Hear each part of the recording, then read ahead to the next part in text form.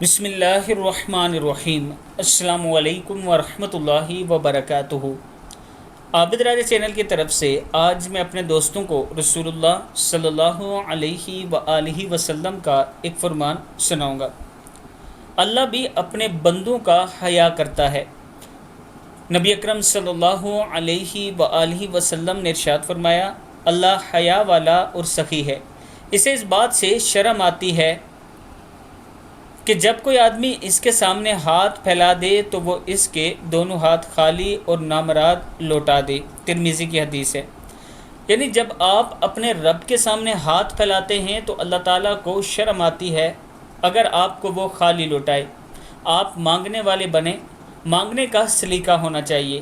اور یہ بات یاد رکھنا کہ اللہ تعالیٰ آپ کو ضرور عطا کرتا ہے، وہ صورتیں الگ الگ ہوتی ہیں۔ آپ کی خواہش کچھ اور ہوتی ہے کہ اس صورت میں ملے، اللہ تعالیٰ کسی دوسرے طریقے سے آپ کو عطا کر دیتا ہے، اور اللہ ہی عطا کرنے والا ہے، اس کے سوا کوئی عطا نہیں کر سکتا۔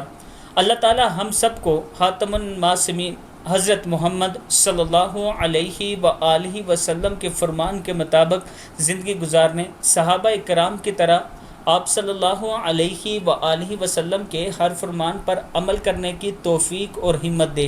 السلام علیکم ورحمۃ اللہ وبرکاتہ۔